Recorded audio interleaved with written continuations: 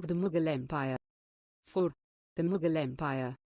Ruling as large a territory as the Indian subcontinent with such a diversity of people and cultures was an extremely difficult task for any ruler to accomplish in the Middle Ages. Quite in contrast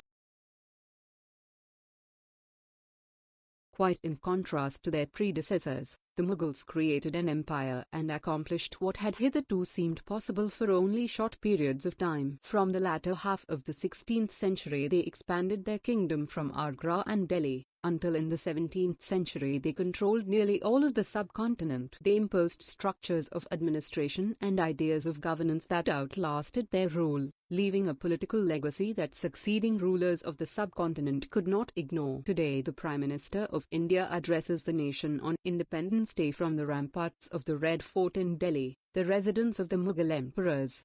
Figure 1. The Red Fort. Who were the Mughals? The Mughals were descendants of two great lineages of rulers. From their mother's side they were descendants of Genghis Khan, died 1227, ruler of the Mongol tribes, China and Central Asia. From their father's side they were the successors of Temur, died 1404, the ruler of Iran, Iraq and modern-day Turkey. However, the Mughals did not like to be called Mughal or Mongol. This was because Genghis Khan's memory was associated with the massacre of innumerable people. It was also linked with the Uzbeks, their Mongol competitors. On the other hand, the Mughals were proud of their Timurid ancestry, not least of all because their great ancestor had captured Delhi in 1398.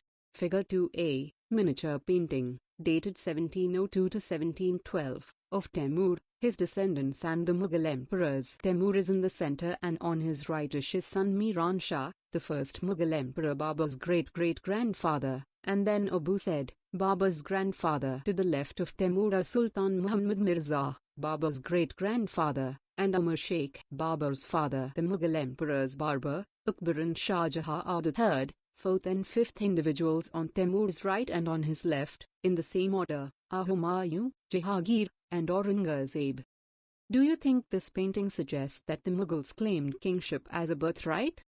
They celebrated their genealogy pictorially, each ruler getting a picture made of Temur and himself. Take a look at figure 2, which is somewhat like a group photograph.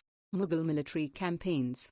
Babur, the first Mughal emperor, 1526 to 1530, succeeded to the throne of Fergana in 1494 when he was only 12 years old. He was forced to leave his ancestral throne due to the invasion of another Mongol group, the Uzbeks. After years of wandering he seized Kabul in 1504. In 1526 he defeated the Sultan of Delhi, Ibrahim Lodi, at Panipat and captured Delhi and Agra. Figure 3. Mughal army on campaign. Figure 4. Cannons were an important addition in 16th century warfare. Babur used them effectively in the First Battle of Panipat. Table 1 charts some of the major campaigns of the Mughals. Study it carefully and see if you can notice any long-term patterns. You will notice, for example, that the Afghans were an immediate threat to Mughal authority. Note the relationship between the Mughals and their homes. See also Chapter 7, the Sikhs. See also Chapters 8 and 10, and Mewar and Marwar. See also Chapter 9. How was Humayun's relationship with Safvidaran different from Akbar's? Did the annexation of Golconda and Bijapur in Aurangzeb's reign end hostilities in the Deccan? Map 1. Military campaigns under Akbar and Aurangzeb. Mughal traditions of succession. The Mughals did not believe in the rule of primogeniture, where the eldest son inherited his father's estate. Instead they followed the Mughal and Timurid custom of co-parcenary inheritance, or a division of the inheritance amongst all the sons. Follow the highlighted passages in Table 1, and note the evidence for rebellions by Mughal princes. Which do you think is a fairer division of inheritance, primogeniture or co-parcenary? Mughal marriages with the Rajputs. The mother of Jahangir was a Kachwahar princess, daughter of the Rajput ruler of Amber, modern-day Jaipur. The mother of Shah Jahan was a Rathore princess, daughter of the Rajput ruler of Marwar, Jodhpur. Mughal relations with other rulers. Take a look at Table 1 once again. You will notice that the Mughal rulers campaigned constantly against rulers who refused to accept their authority. But as the Mughals became powerful, many other rulers also joined them voluntarily. The Rajputs are a good example of this. Many of them married their daughters into Mughal families and received high positions. But many resisted as well. The Sisodiya Rajputs refused to accept Mughal authority for a long time. Once defeated, however, they were honorably treated by the Mughals, given their lands, watan, back as assignments. Watan Jagir. The careful balance between defeating but not humiliating their opponents enabled the Mughals to extend their influence over many kings and chieftains. But it was difficult to keep this balance all the time. Look at Table 1 again. Note that Aurangzeb insulted Shivaji when he came to accept Mughal authority. What was the consequence of this insult? Mansabdaus and Jagirdaus. As the empire expanded to encompass different regions, the Mughals recruited diverse bodies of people. From a small nucleus of Turkish nobles, Turanis, they expanded to include Iranians, Indian Muslims, Afghans, Rajputs, Marathas and other groups. Those who joined Mughal service were enrolled as Mansabdaus. Zat ranking. Nobles with a Zat of 5,000 were ranked higher than those of 1,000. In Akbar's reign there were 29 Mansabdaus with a rank of 5,000 Zat. By Aurangzeb's reign the number of Mansabdaus had increased to 79. Would this have meant more expenditure for the state?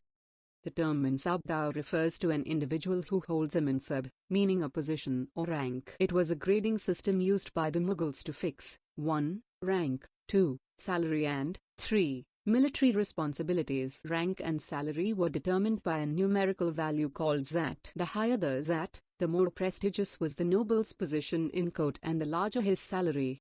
The Mansabdao's military responsibilities required him to maintain a specified number of Suwar or cavalrymen. The Mansabdao brought his cavalrymen for review, got them registered, their horses branded and then received money to pay them as salary. Mansabdaos received their salaries as revenue assignments called Jagirs, which were somewhat like hectares. But unlike Muktis, most Mansabdaos did not actually reside in or administer their Jagirs. They only had rights to the revenue of their assignments, which was collected for them by their servants, while the Mansabdaos themselves served in some other part of the country. Figure 5. A Mansabdao on march with his Sawars.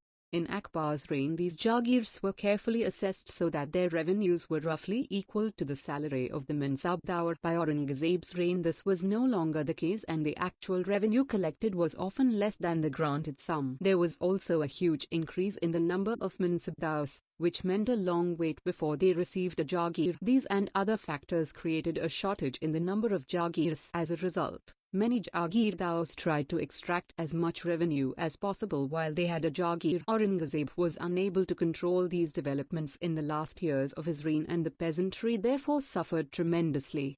Figure 6 details from a miniature from Shah Jahan's reign depicting corruption in his father's administration.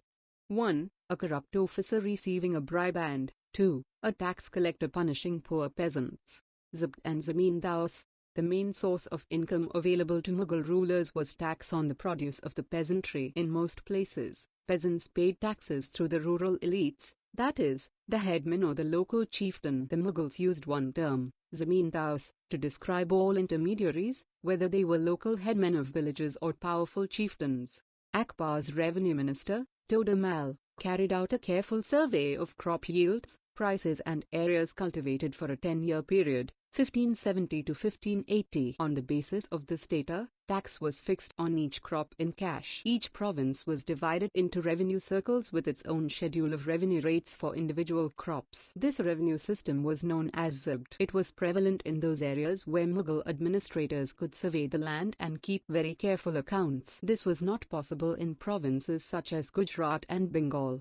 In some areas the Zamindaos exercised a great deal of power. The exploitation by Mughal administrators could drive them to rebellion. Sometimes Zamindaos and peasants of the same caste allied in rebelling against Mughal authority. These peasant revolts challenged the stability of the Mughal Empire from the end of the 17th century.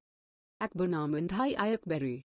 Akbar ordered one of his close friends and courtiers, Abul Fazl, to write a history of his reign. Abul Fazl wrote a 3-volume history of Akbar's reign, titled Akbarnama. The first volume dealt with Akbar's ancestors and the second volume recorded the events of Akbar's reign. The third volume is the Akbari. It deals with Akbar's administration, household, army, the revenues and the geography of his empire. It also provides rich details about the traditions and culture of the people living in India. The most interesting aspect about the Akbari is its rich statistical details about things as diverse as crops, yields, Prices, wages and revenues. Figure 7. Akbar receiving the Akbarnama from Abul Fazl. A closer look. Akbar's policies. The broad features of administration were laid down by Akbar and were elaborately discussed by Abul Fazl in his book, the Akbarnama, in particular in its last volume, the Akbari. Abul Fazl explained that the empire was divided into provinces called subas, governed by a subadar who carried out both political and military functions. Each province also had a financial officer or diwan for the maintenance of peace and order in his province. The subadar was supported by other officers such as the military paymaster, Bikshi, the minister in charge of religious and charitable patronage, Sadar, military commanders, Faujdars, and the town police commander, Kotwal. Nur Jahan's influence in Jahangir's court. Mehrunisar married the Emperor Jahangir in 1611 and received the title Nur Jahan. She remained extremely loyal and supportive to the monarch. As a mark of honor, Jahangir struck silver coins bearing his own titles on one side and on the other the inscription struck in the name of the Queen Begum, Nur Jahan. The adjoining document is an order, Farman, of Nur Jahan. The square seal states, command of Her Most Sublime and Elevated Majesty Nur Jahan Padshah Begum. The round seal states, by the son of Shah Jahangir she became as brilliant as the moon. May Nur Jahan Padshah be the lady of the age. Figure 8. Nur Jahan's Farman. Akbar's nobles commanded large armies and had access to large amounts of revenue. While they were loyal, the empire functioned efficiently, but by the end of the 17th century many nobles had built independent networks of their own. Their loyalties to the empire were weakened by their own self-interest. Dogma. A statement or an interpretation declared as authoritative with the expectation that it would be followed without question. Bigot. An individual who is intolerant of another person's religious beliefs or culture. While Akbar was at Fatehpur Sikri during the 1570s, he started discussions on religion with the ulama, Brahmanas, Jesuit priests who were Roman Catholics, and Zoroastrians. These discussions took place in the Ibadat Khana. He was interested in the religion and social customs of different people. Akbar's interaction with people of different faiths made him realize that religious scholars who emphasized ritual and dogma were often bigots. Their teachings created divisions and disharmony amongst his subjects. This eventually led Akbar to the idea of Suraikul or universal peace. This idea of tolerance did not discriminate between people of different religions in his realm. Instead, it focused on a system of ethics, honesty, justice, peace, that was universally applicable. Abul Fazl helped Akbar in framing a vision of governance around this idea of Suraikul. This principle of governance was followed by Jahangir and Shah Jahan as well. Figure 9. Akbar holding discussions with learned individuals of different faiths in the Ibadat Khana. Can you identify the Jesuit priests in this picture? Suraikul. Jahangir, Akbar's son, described his father's policy of Suraikul in the following words. As in the wide expanse of the divine compassion there is room for all classes and the followers of all creeds, so, in his imperial dominions, which on all sides were limited only by the sea, there was room for the professors of opposite religions, and for beliefs, good and bad, and the road to intolerance was closed. Sunnis and Shias met in one mosque and Christians and Jews in one church to pray. He consistently followed the principle of universal peace, Suraikul. The Mughal Empire in the 17th century and after.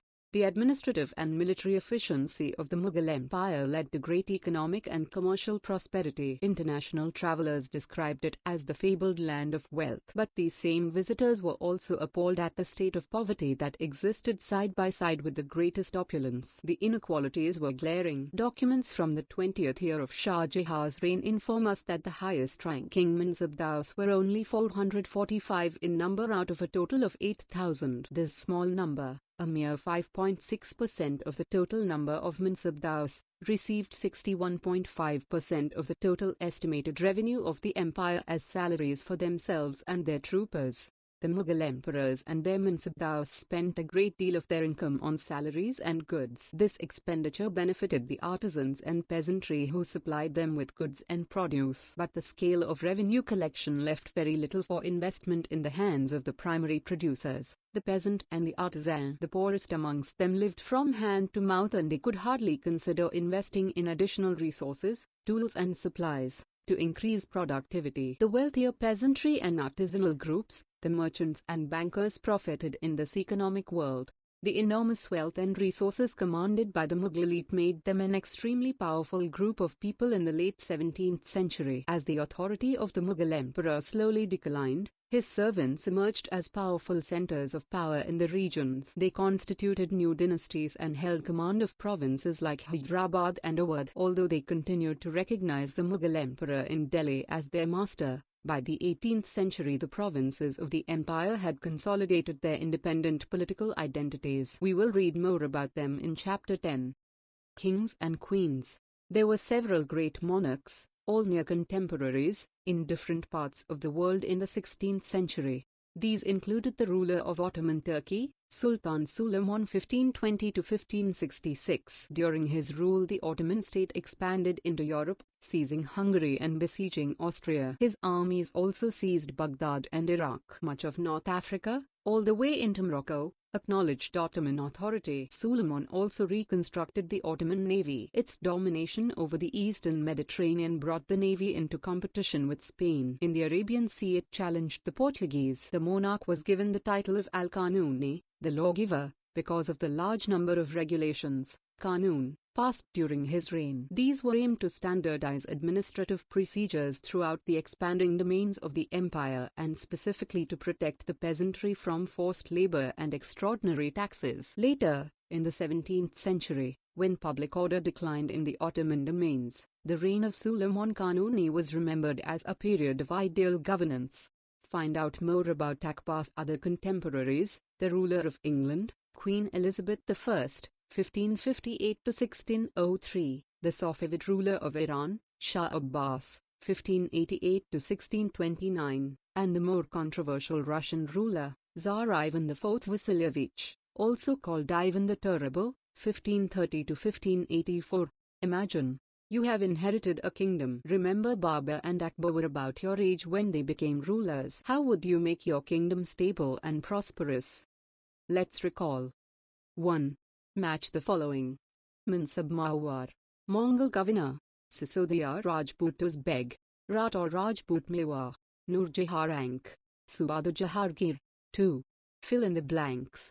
A. The capital of Mirza Hakim, Akbar's half-brother, was _ B. The 5 Deccan sultanates were Berar, Khandesh, Ahmednagar, _ and _ C. If Zat determined a Mansabdar's rank and salary, so where indicated his _ D. Abul Fazl, Akbar's friend and counselor, helped him frame the idea of _ so that he could govern a society composed of many religions, cultures and castes. 3. What were the central provinces under the control of the Mughals? 4. What was the relationship between the Mansabdar and the Jagir? Let's understand. 5. What was the role of the Zamindar in Mughal administration? 6. How were the debates with religious scholars important in the formation of Akbar's ideas on governance? 7. Why did the Mughals emphasize their Timurid and not their Mongol descent? Let's discuss. 8. How important was the income from land revenue to the stability of the Mughal Empire? 9. Why was it important for the Mughals to recruit Mansabdars from diverse backgrounds and not just Turanis and Iranis? 10. Like the Mughal Empire, India today is also made up of many social and cultural units. Does this pose a challenge to national integration? 11. Peasants were vital for the economy of the Mughal Empire. Do you think that they are as important today? Has the gap in the income between the rich and the poor in India changed a great deal from the period of the Mughals? Let's do. 12. The Mughal Empire left its impact on the different regions of the subcontinent in a variety of ways. Find out if it had any impact in the city, village or region in which you live. Keywords: Mughal, Mansab, Jagir, Zat, Sawar, Suraikul, Primogeniture, Co-Parsonary, Zabt, Zamindar.